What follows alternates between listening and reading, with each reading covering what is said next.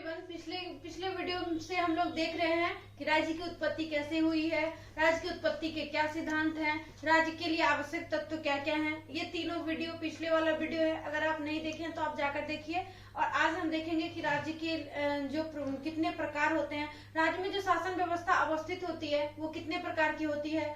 जैसे कि आज हम लोग जिस व्यवस्था के अंतर्गत रह रहे हैं वो तो डेमोक्रेसी है, जो लोकतंत्र है, जो जनता के लिए जनता के द्वारा ही अवस्थित होती है। लेकिन पहले ऐसा नहीं था, राज्य में शासन की व्यवस्था अलग अलग तरह की होती थी, जिसमें पहला हम राजतंत्र को देखेंगे।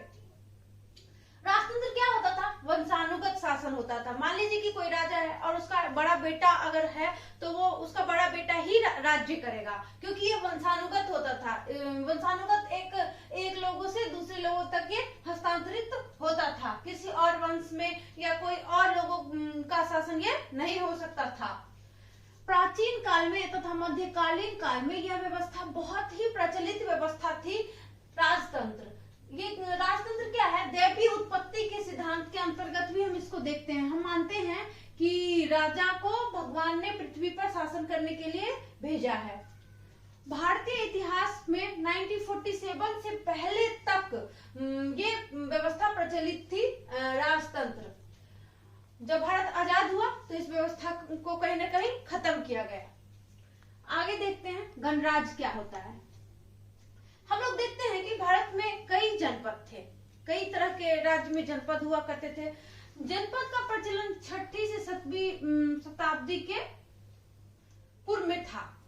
इसमें क्या होता था कि कुछ लोगों का एक समूह होता था, परिषद होता था, वो एक सलाहकारी संस्था होती थी, जिसमें से क्या होता था, वो अपने शासक का चुनाव करते थे। ये पूरी तरह तो बहुत सारे लोगों के द्वारा चुनाव नहीं होता था, लेकिन कुछ एक समूह के द्वारा इसका निर्वाचन होता था। आगे हम देखते हैं तानाशाही।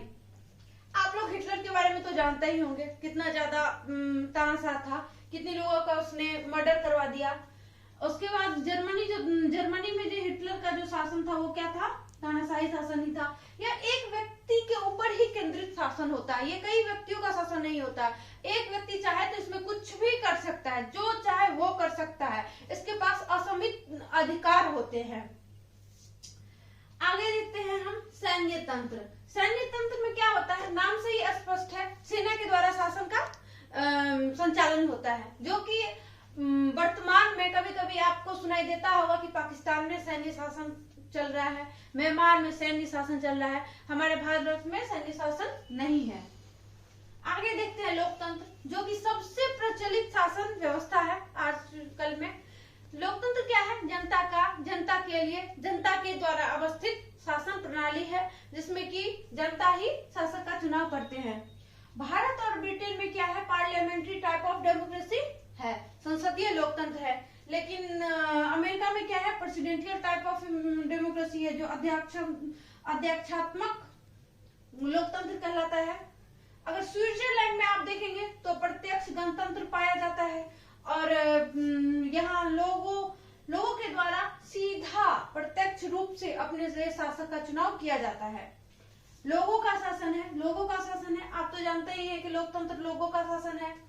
छठे में हम लोग देखते हैं साम्यवाद। साम्यवाद क्या है? एक दल का शासन है, ये रूस तथा चाइना में पाया जाता है। साम्यवाद में क्या है कि सिर्फ और सिर्फ एक दल होते हैं, कई दल नहीं होते, बहुदल नहीं होता।